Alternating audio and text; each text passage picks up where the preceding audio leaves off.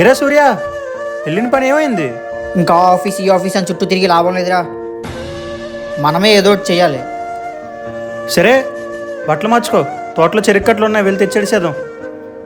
సరే.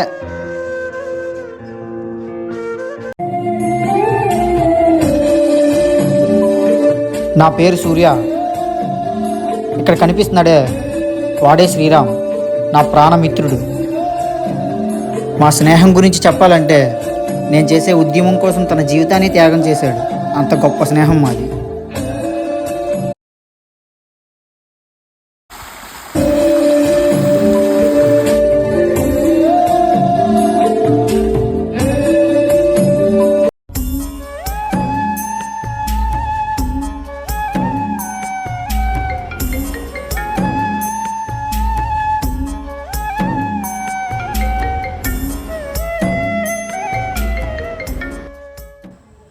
Call cut చేస్తుంటే అర్థం కావట్లేదా? ఎందుకంటే సాల్ చేసి విసిగిస్తావా? సూర్య, నేను చెప్పేది ఒకసారి విను. మా డాడీతో మాట్లాడమంటే నువ్వేం మాట్లాడడం లేదు. ఇక లాభం లేదని నేనే నీతో మాట్లాడడానికి ఒప్పించాను. నువ్వేం చేస్తావో నాకు తెలియదు. మా డాడీతో మాట్లాడి నన్ను మ్యారేజ్కి ఒప్పించు సూర్య. అది కాదు ప్రియా. ఛే, రే, నీకు పిచ్చేంట్రా? వాళ్ళ నాన్నతో ఎన్నిసార్లు మాట్లాడు. ఏమని చెప్పి మాట్లాడమంటారా? ఒక కంప్యూటర్ ఇంజనీరింగ్ చేసి సాఫ్ట్వేర్ జాబ్ చేయాల్సింది నేను వ్యవసాయం చేస్తున్నానని చెప్పి మాట్లాడమంటావా? ఎండనక వాననక తిండి తిప్పులో టైంకి తినక కళాశాలలో కష్టపడుతున్న మనకి నువ్వు ఎవరా నేను ఇవ్వండి అని చెప్పి మాట్లాడమంటావా? రే బావా,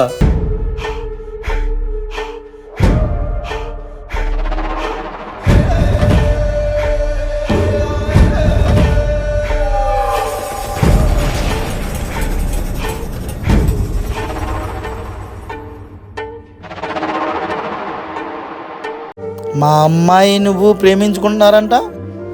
అవునండి. ఏం చేస్తూ ఉంటావు నువ్వు?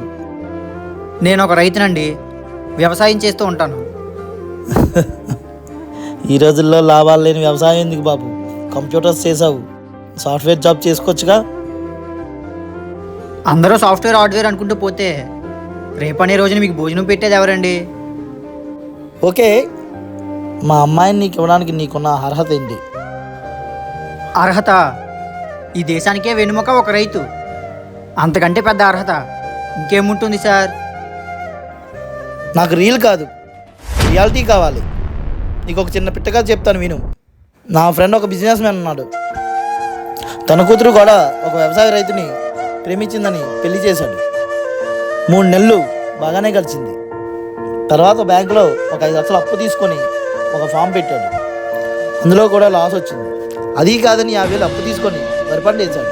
సకాలంలో వర్షాలు లేక పంట నష్టం వచ్చింది.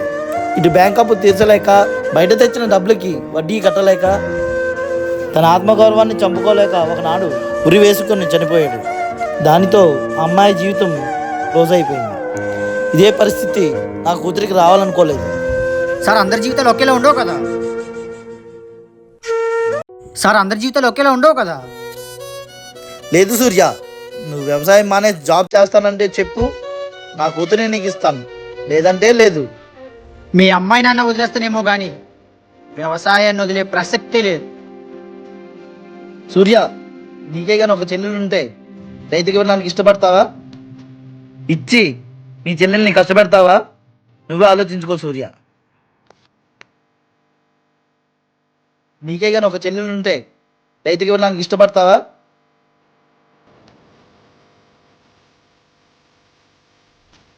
ఇచ్చి నీ చెల్లెల్ని కష్టపెడతావా? నువ్వే ఆలోచించుకో సూర్య. నాకు ఆ క్షణమే అర్థమైంది, రైతు అంటే ఏంటో ఇతనికి కాదు, ఈ సమాజానికే చూపించాలని.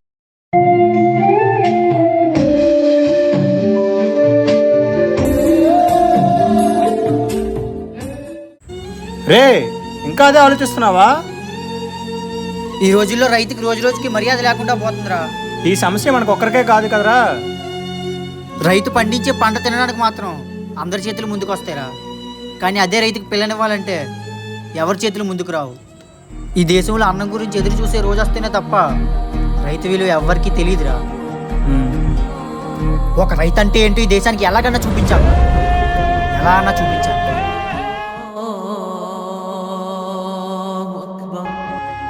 అవునట్ నజీర్ ఊళ్ళోనే ఉన్నాడు కదా, కాల్ చేయడానికి ఒకసారి.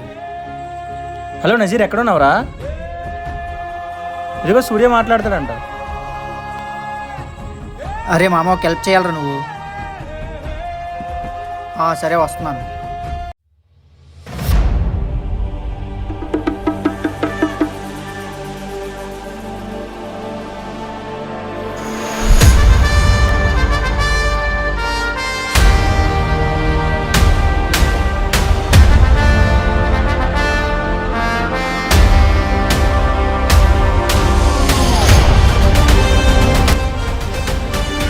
రే మామ, మన ఐపీ అడ్రస్ ట్రాక్ చేయలేరు కదా?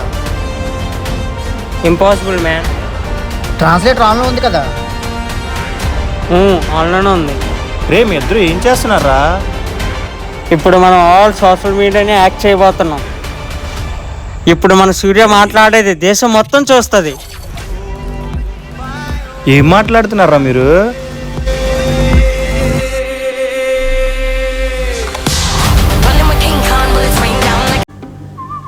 అందరికీ నమస్కారం.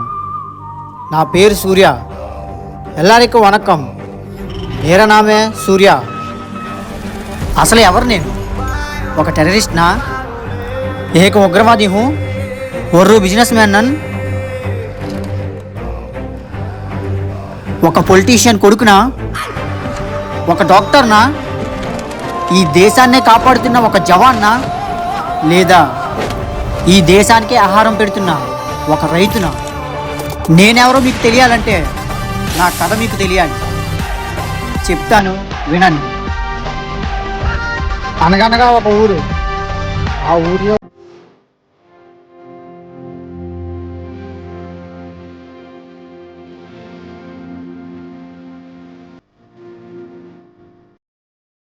నాన్న సెంటర్లో పాలేసి వస్తాను. నా బీటెక్ పూర్తయి ఇప్పటికి 2 సంవత్సరాలు అవుతుంది.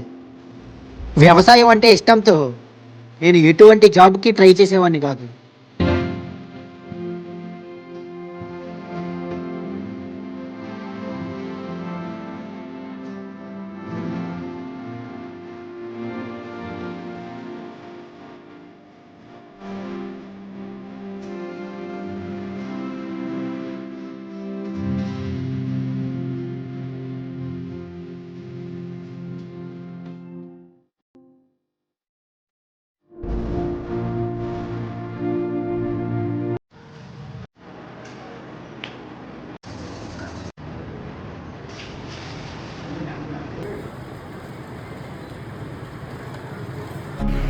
ఇతనే మా నాన్న, పేరు రాజు. పొద్దుగాలే లేచేవాళ్ళం, ఎవరి పనులు వాళ్ళు చేసేవాళ్ళం. మధ్యాహ్నం అందరం కలిసి ఒక దగ్గరనే భోజనం చేసేవాళ్ళం. రోజు ఇలానే గడిచిపోయేవి మా జీవితాలు.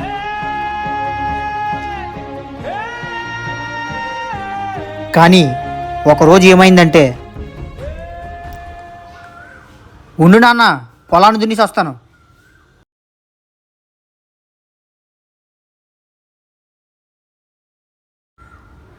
ఏంటి నాన్న, నేను ఇక్కడికి వచ్చిన కాదు చూస్తున్నాను, చాలా దిగులుగా ఉంటున్నావు. ఏమైంది అసలు? ఏంటి ఆధునిక వ్యవసాయం నేనెందుకు చేయకూడదు? రాజు, హైదరాబాద్ నుంచి మీ అబ్బాయికి ఉత్తరం వచ్చింది.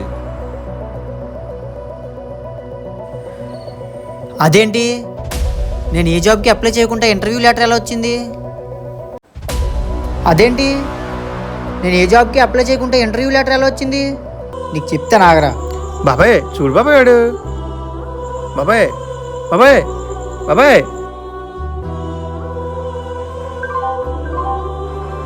మా నాన్న మాటలకు కన్విన్స్ అయ్యి జాబ్ కోసం హైదరాబాద్కి వెళ్తున్న రోజు ఇది.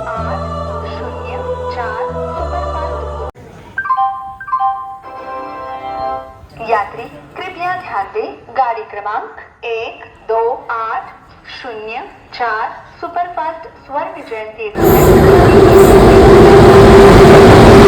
रही है. Your attention please. Train number 12. రేపా మన గ్యాంగ్లో నువ్వు ఒకడో బ్యాలెన్స్. నువ్వు త్వరగా జాబ్ కొట్టే మన గ్యాంగ్ అంతా సెటిల్ అయిపోతుంది.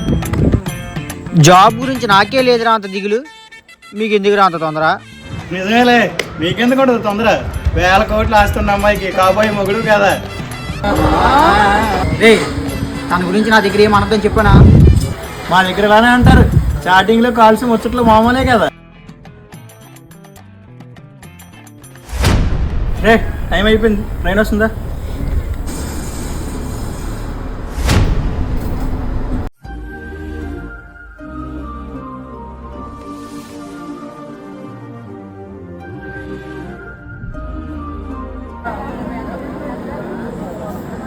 సరే మామ, వెళ్ళొస్తానే.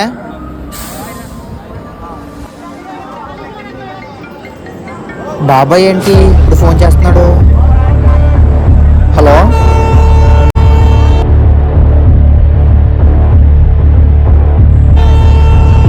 హ?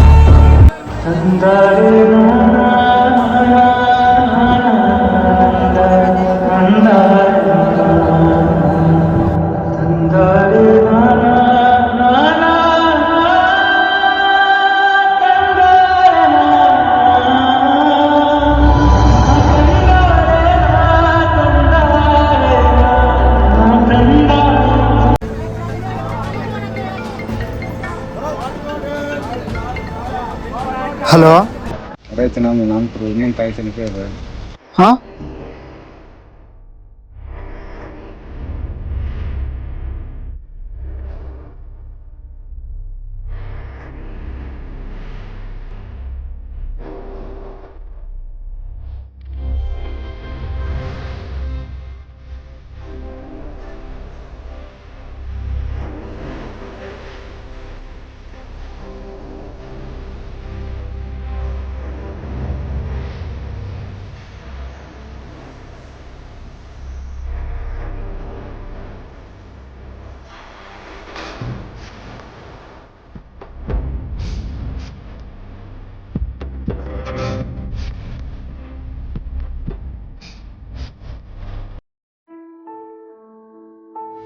సడన్ గా నాన్నేంట్రా ఎలా చేసుకున్నాడు? సడన్ గా కాదురా,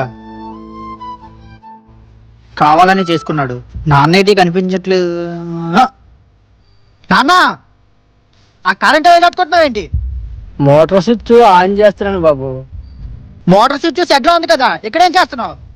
అయ్యో, నాకు రోజు రోజుకి మతిమరుపు ఎక్కువైపోతుందే. ఎవరు రావట్లేదు కదా, ఎవరు చూడట్లేదు కదా. నాన్న, ఇంకా భోజనం రాలేదేమి? నేను పొలానికి మందు కొట్టి వస్తాను, నువ్వు పద బాబు. సరే బేరా. మరి ఇప్పుడు మీ నాన్న అలా ఎందుకు చేసుకున్నాడో తెలుసుకోవడం ఎలారా? అదే ఆలోచిస్తున్నాను, ఎలా అని. ఐడియా, మా నాన్నకి ఏదైనా పేపర్లో రాసి అలవాటు ఉందిరా. మా ఇంట్లో ఎతికితే దొరకొచ్చు క్లూ. పద వెళ్దాం.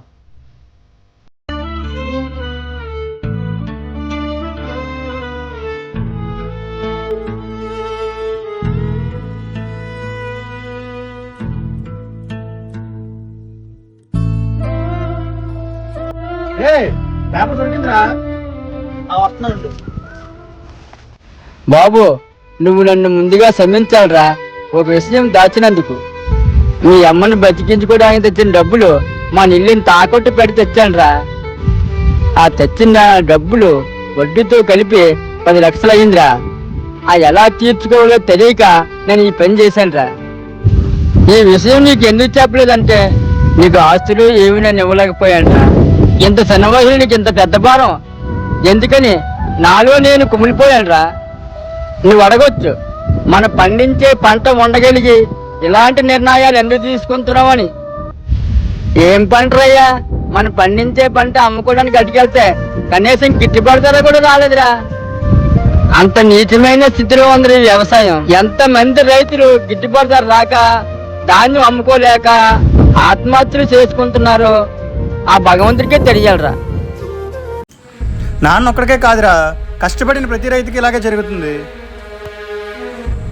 లేదురా, ఇక మా నాన్నలాగా ఏ ఒక్క ప్రాణాన్ని కూడా కోల్పోనివ్వను.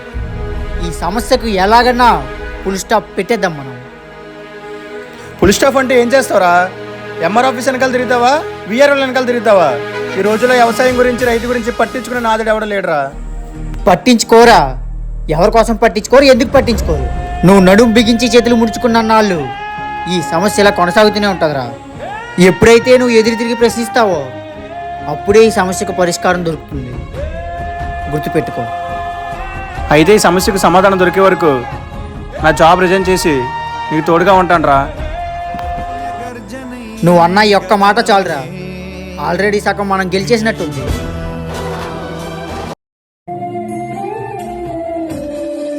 రే ఆప్రా, రైతులకి ఎందువల్ల సమస్యలు వస్తున్నాయో తెలుసుకుందాం. మేము రైతుల సమస్యల మీద పోరాడుతున్నాం అనమాట. మన సమస్య లేదనేది చెప్తే మేము పై అధికారులతో మాట్లాడి మనకు లబ్ధి పొందేలా చేస్తాం. టయానికి నీరు లేక పంటలు ఎండిపోతున్నాయి. వ్యవసాయంలో ఎందుకు నష్టాలు వస్తున్నాయి? వర్షాలు లేక పంటలు పండలేదు. నీళ్ళు లేని పంటలు ఎలా పండుతాయి? ధాన్యానికి సరైన ధర లేదు. అయితే మనకి ఎటు చూసినా నష్టాలే కనబడుతున్నాయి అన్నమాట.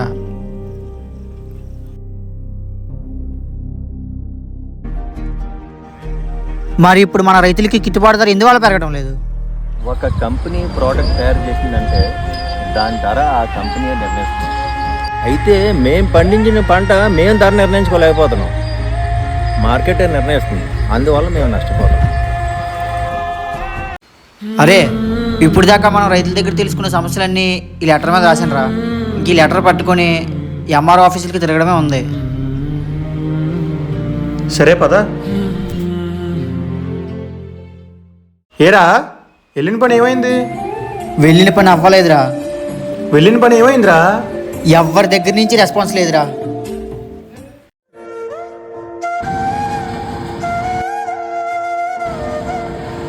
రే, ఈ ఎంఆర్ఓలు విఆర్ఓలు మనకు అవ్వదురా. నాకు తెలిసిన ఆఫీస్లో ఒకటి కలెక్టర్ ఆఫీస్లో ఉన్నాడు. వాడి ద్వారా వెళ్ళి మన కలెక్టర్ గారిని కలుద్దాం. సరేరా, ఇంక ఇదే మన చివరి ప్రయత్నం.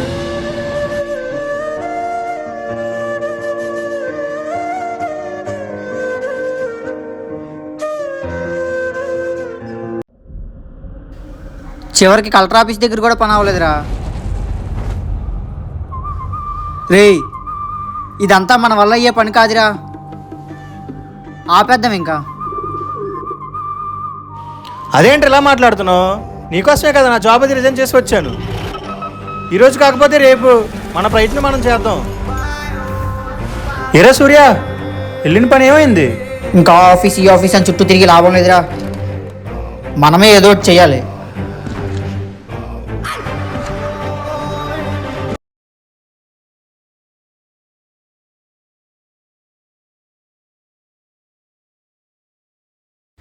ఇప్పుడు మీరంతా విన్నది కేవలం ఒక్క రైతు కథ మాత్రమే. ఇలాంటి కథలు ఈ దేశంలో ఎన్నో ఉన్నాయి. బియ్యం రేట్లు పెరుగుతున్నాయి, ఉప్పు రేట్లు పెరుగుతున్నాయి, నిత్యావసర సరుకుల ధరలు పెరుగుతున్నాయి. ఇవన్నీ పండించిన రైతు ధర ఎందుకు పెరగట్లేదు? ఇప్పుడు మీరంతా విన్నది కేవలం ఒక్క రైతు కథ మాత్రమే. ఇలాంటి కథలు ఈ దేశంలో ఎన్నో ఉన్నాయి. బియ్యం రేట్లు పెరుగుతున్నాయి, ఉప్పు రేట్లు పెరుగుతున్నాయి, నిత్యావసర సరుకుల ధరలు పెరుగుతున్నాయి. ఇవన్నీ పండించిన రైతు ధర ఎందుకు పెరగట్లేదు? దీనికి కారణం రాజకీయం, కరప్షన్, అవినీతి. వ్యవసాయం అనే పదంలోనే సహాయం ఉంది. అగ్రికల్చర్ అనే మాటలోనే కల్చర్ ఉంది. ప్రపంచానికి కల్చర్ని సహాయం చేసే గుణాన్ని నేర్పిన రైతన్నకు మీరు అందరూ ఇచ్చే బహుమతి ఏంటో తెలుసా? ఒక చావు మాత్రమే. ఒక ముళ్ళుని ఇంకో ముళ్ళుతోనే తీయాలంటారు. అందుకే మా రైతన్నలందరం కలిసి ఒక నిర్ణయానికి వచ్చాం. అది ఏంటంటే, ఫార్మర్స్ అందరం రేపటి నుంచి స్ట్రైక్ చేస్తున్నాం. మాకు ఎప్పుడైతే తగిన ధర కాదు తగిన ధరతో పాటు మర్యాద దక్కుతుందో ఆ క్షణం నుండి మేము పంట పండించడం మొదలు పెడతాం. Signing off. జై హింద్.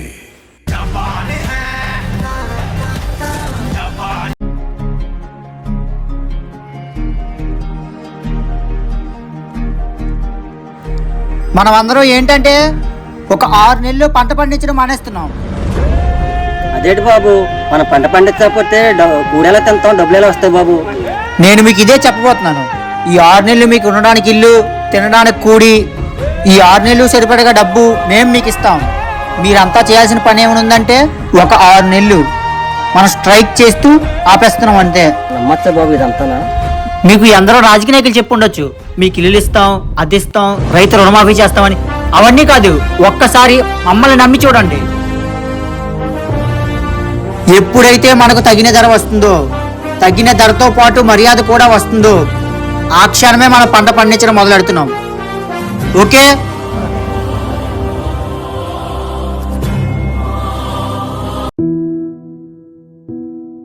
రే బుర్రుండే మాట్లాడుతున్నావా? మనల్ని మనం చూసుకోలేకపోతున్నాం, ఇప్పుడు వీళ్ళందరినీ ఎలా చూసుకుంటావురా? ఇదంతా నేను ముందే ఆలోచించాను రా. సారీరా తమ్ముడు, నాన్న చనిపోయినప్పుడు రాలేకపోయాను. పర్లేదనియా. సరేరా తమ్ముడు, ఇప్పుడు ఏం చేద్దాం అనుకుంటున్నావు? జాబ్ ఏమైనా చేసే ఆలోచన ఉందా, లేక వ్యవసాయమే చేద్దాం అనుకుంటున్నావు? లేదనియా, మా నాన్నలా ఏ ఒక్క రైతుకి అవ్వకూడదని చెప్పి ప్రొటెస్ట్ చేద్దాం అనుకుంటున్నాను. ప్రొటెస్ట్ అంటే సేవ్ ఫార్మర్స్ అని బోర్డు పట్టుకుని ఊరూరా తిరుగుతూ ఉంటావా ఏంటి? మేము ఫార్మర్స్ అందరం కలిపి 6 నెలలు స్ట్రైక్ చేద్దాం అనుకుంటున్నాం. ఓకే. ఎప్పుడైతే మాకు తగిన ధరతో పాటు మర్యాద వస్తుందో ఆ క్షణమే మేము పంటలు పండించడం మొదలెడదాం అనుకుంటున్నాం. నీ ప్లాన్ నాకు చాలా బాగా నచ్చింది. I agreed with you. కానీ ఈ ప్లాన్ ఎగ్జిక్యూట్ చేయడం చాలా కష్టం. సమాజాన్ని నేను ఒక్కడే మార్చేద్దాం అనుకుంటే అది జరగని పని. ఏదన్నా ఒక్కరితోనే ప్రారంభం అవుతుందని. నీ ప్లాన్ నాకు చాలా బాగా నచ్చింది. I agreed with you. కానీ ఈ ప్లాన్ ఎగ్జిక్యూట్ చేయడం చాలా కష్టం. సమాజాన్ని నేను ఒక్కడే మార్చేద్దాం అనుకుంటే అది జరగని పని. ఏదన్నా ఒక్కరితోనే ప్రారంభం అవుతుందని. అలాంటి ఒక్కరే మన డాక్టర్ బిఆర్ అంబేద్కర్, అలాంటి ఒక్కరే సుభాష్ చంద్రబోస్, అలాంటి ఒక ఆమె ఝాన్సీ లక్ష్మీబాయి. ఇలా ఎందరో మరెందరో ఒంటరిగానే ప్రారంభించారని. ఓకే సూర్య, నీకు ఎప్పుడు నేను సపోర్టివ్గానే ఉంటాను. నీకు ఏదైనా సహాయం కావాలంటే చెప్పు, నా వంతు సహాయం నేను చేస్తాను. నీ హెల్ప్ పక్క కావాలని. ఈ ఫార్మర్స్ అందరి చేత 6 months స్ట్రైక్ చేస్తున్నాం. ఈ 6 monthsకి వాళ్ళకి ఫుడ్, షెల్టర్, మనీ ఇవ్వాలంటే నాకు కొంచెం ఫండ్ కావాలని. నీ ద్వారా ఫండ్ ఏమైనా వస్తుందేమో అని ఆశిస్తున్నాను. ఇంకో 3 daysలో నేను యూఎస్ వెళ్తున్నాను సూర్య. నేను వీలైనంత త్వరగా ఫండ్స్ కలెక్ట్ చేస్తాను. అలాగే నా అలాంటి ఎన్ఆర్ఐస్ని సపోర్ట్ కూడా తీసుకుంటాను. వీలైనంత త్వరగా నీకు మనీ ట్రాన్స్ఫర్ చేస్తాను. నువ్వు నీ ప్రొటెస్ట్ని ప్రొసీడ్ అయిపో.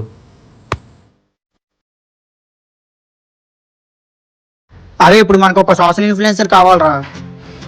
అరే నాకు తెలిసిన మా ఫ్రెండ్ ఒకడు ఉన్నాడు రా, వెళ్ళి రేపు మనం కలుద్దాం.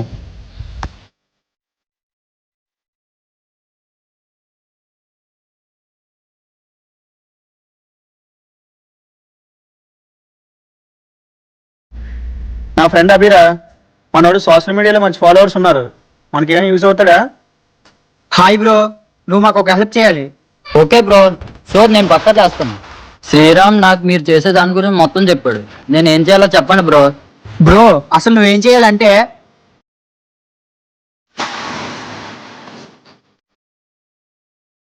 చూస్తున్నాం రైతన్న రచన ఢిల్లీ కార్యక్రమం ఉధృతంగా సాగుతోంది. రైతు ఉద్యమంపై రైతు సంఘాలు భవిష్యత్ కార్యాచరణ ప్రకటిస్తున్నాయి. ఇప్పుడు లైవ్ చూద్దాం. ఈ ఫార్మర్ స్ట్రైక్ మీద మీ స్పందన ఏంటి? అసలు ఈ సమస్యను ఎందుకు ఎవరు పబ్లిసిటీ చేయట్లేదు? అసలు ఈ మాస్క్ మ్యాన్ ఎవడు? ఎందుకు ఇదంతా చేస్తా?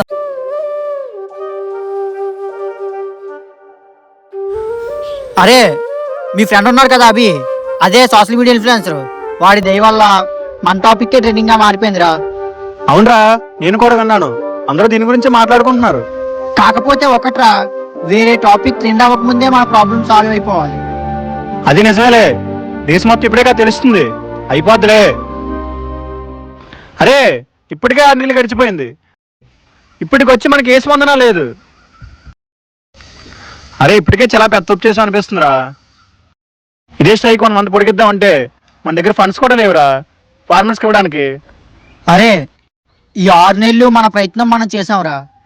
ఇదే ప్రయత్నం ఇంకొక 1 month చేద్దాంరా.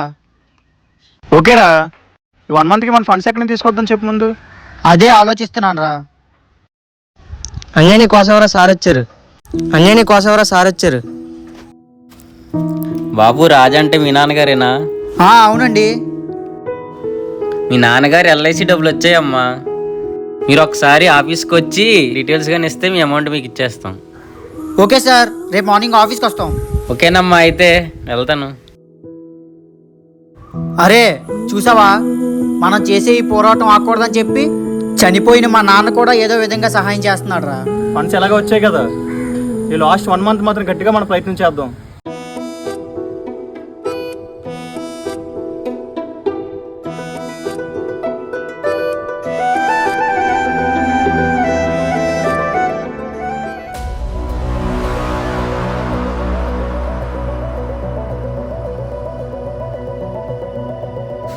రే ఏమైందిరా, అందరూ ఇలా కక్కేసుకుంటున్నారు?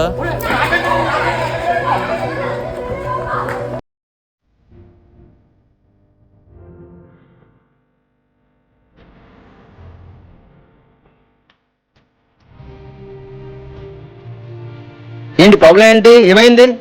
బాబు ఆడుకొని వాంతలు కక్కుని పడిపోయాడండి.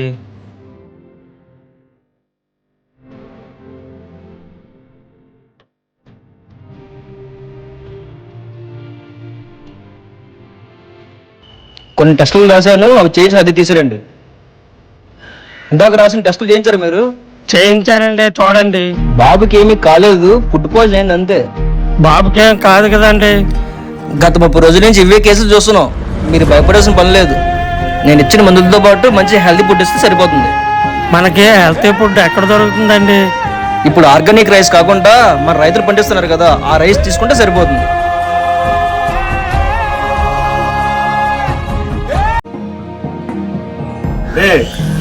మనం అనుకున్న చివరి 1 నెల కూడా గడిచిపోయింది. జనాల్లో ఏ మార్పు కూడా రాలేదు. ముందు ఇంకా నేను ఎవరి సేవలు చేసుకున్నాను చెప్పొస్తాను.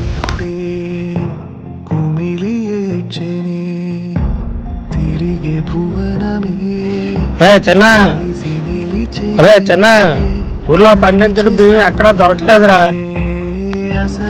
మీరు వ్యవసాయం డబ్బులు ఇచ్చి ఆపించేస్తున్నారట. ఎందుకురా పని చేస్తున్నారు? పిల్లల ఆరోగ్యం పాడైపోతుంది.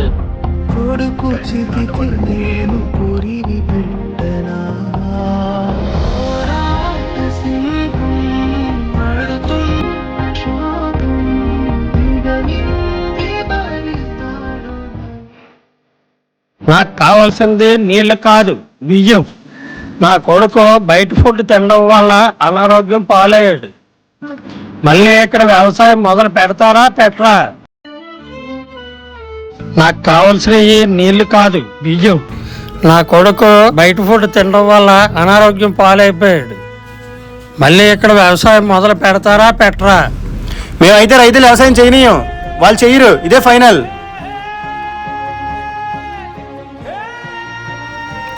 మీరెవర్రా వ్యవసాయం ఆపించడానికి? దీనివల్ల మీకేట్రా లాభం? గుర్తింపు, గుర్తింపు. రైతుకు గుర్తింపు, వ్యవసాయానికి గుర్తింపు, రైతు చెమట చుక్కకు గుర్తింపు, పండించిన బియ్యపు గింజకు గుర్తింపు. ఆ గుర్తింపు కోసమే ఈ తెగింపు. ఈ రోజు మీ కొడుకు అనారోగ్య పాలయ్యాడని చెప్పి మీరు ఇంతలా అల్లాడిపోతున్నారు. అదే వీళ్ళ నాన్న పుట్టినప్పటి నుంచి వ్యవసాయాన్ని నమ్ముకొని ఉన్నాడు, వ్యవసాయం మీదే బతుకుతున్నాడు. అలాంటి రైతుకి ఈ సమాజంలో విలువ లేక, పండించిన పంటకు రేటు లేక, పంట కోసం చేసిన అప్పు తీర్చలేక, పురుగుల మందు పంట కొడితే పనిచేస్తో లేదో తెలియదు కానీ అదే పురుగుల మందు తాగి వాళ్ళ నాన్న చనిపోయారు.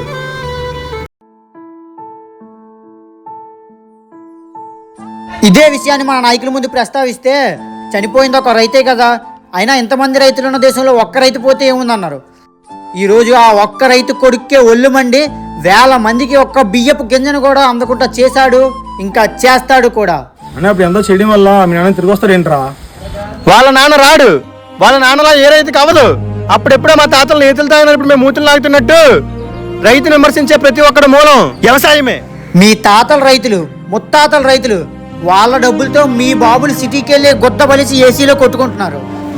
వాళ్ళందరికీ 40 డిగ్రీల్లో ఒక రైతు కాచే చెమట చుక్క విలువ తెలియాలి, తెలియచేస్తాను కూడా. నోరదుపులో పెట్టుకో, అయినా నీ తలకోరికి సరైన సమాధానం చెప్తా. ఎన్నాళ్ళు పంచుతావురా డబ్బులు? ఏదో ఒక రోజు ఆగవలసిందే కదా.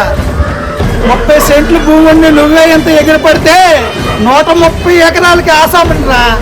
నీకు సరైన సమాధానం చెప్తా.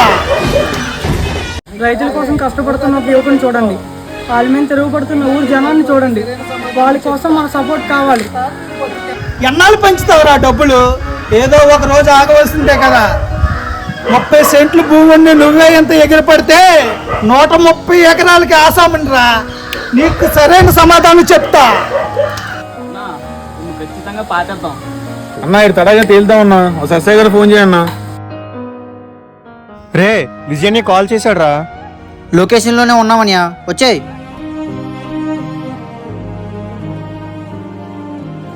చూసారా నా ఆవేదన?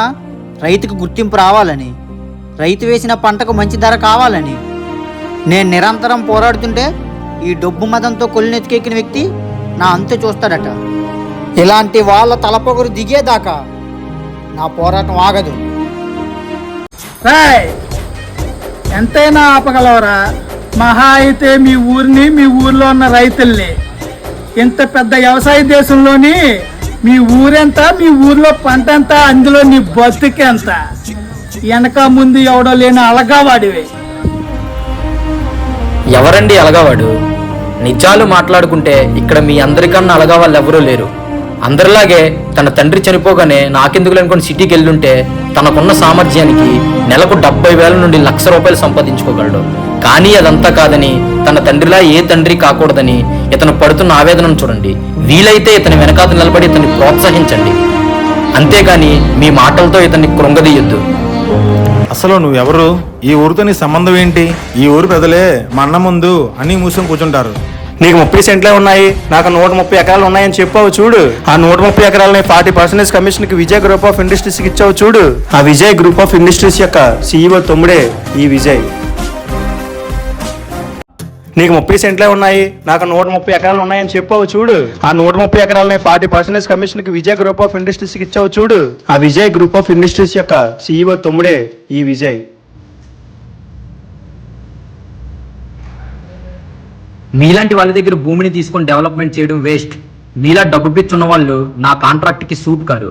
ఇప్పుడే మీ కాంట్రాక్ట్ని క్యాన్సిల్ చేస్తున్నా. రమేష్, మీరు చెప్పిందంతా బాగానే ఉందండి. వ్యవసాయం కోసం ఎంత చెప్తున్నారు? మీరు భూములు కొని ఎందుకు డెవలప్ చేస్తున్నారు? ఆయన చేస్తుంది డెవలప్మెంట్ కాదు, ఆర్గానిక్ వ్యవసాయం. డబ్బులిచ్చి మరీ రైతులు తయారు చేస్తున్నాడు. రైతులు కనుమరుగవుతున్న నా దేశంలో కాదు వ్యవసాయానికి వెన్నుముక్కైన నా భారతదేశంలో డబ్బులిచ్చి మరీ రైతులు తయారు చేస్తున్నాడు. వాహ్, మీరు చెప్పే నిజమండి, మా కళ్ళు తెరిపించారు. నిజమన్నా, రైతు కుటుంబంలో పుట్టిన మనం వ్యవసాయం మర్చిపోయాం. ఈ రోజు మనం డబ్బు వెనకాల పరిగెట్టి మన మూలాన్ని మర్చిపోయాం. మెట్లో పుట్టిన మనమే మట్టిని వదిలేస్తాం. ఎంత ఘోరమన్నయ్యా! దీని ప్రభావం రానున్న తరాల్లో ఖచ్చితంగా పడుతుంది. నేను ఈ విషయంలో ఈ కుర్రోడు వెనకే. క్షమించు సూర్య, ఇక నుంచి నీ పోరాటంలో నేను కూడా ఉంటా. నీ 30 సెంట్లతో పాటు నా 130 ఎకరాలు కూడా నీకే ఇస్తా. నువ్వేం చేసినా నేను కూడా నీ వెనకతలే ఉంటా. ఈ పోరాటంలో నేను కూడా పాలు పంచుకుంటా. ఏదన్నా ఒక్కరితోనే మొదలవుతుంది. అలాంటి ఒక్కడినే మా ఊరికి మార్పు తీసుకురాగలిగాను. అలాంటి ఒక ఊరే ఈ జిల్లాకి మార్పు తీసుకురాగలదు. అలాంటి ఒక జిల్లాయే ఈ రాష్ట్రానికి మార్పు తీసుకురాగలదు. గుర్తుపెట్టుకోండి, ఈ పోరాటం ఎక్కడితో ఆగదు. ప్రతి ఊరికి, ప్రతి మండలానికి, ప్రతి జిల్లాకి, ప్రతి రాష్ట్రానికి మార్పు వచ్చే వరకు కొనసాగుతూనే ఉంటుంది. చివరిగా ఒక మాట, రైతంటే మనిషి కాదు, వేల కోట్ల మందికి ఆకలి తీర్చే అన్నదాత. I am proud to be a son of farmer.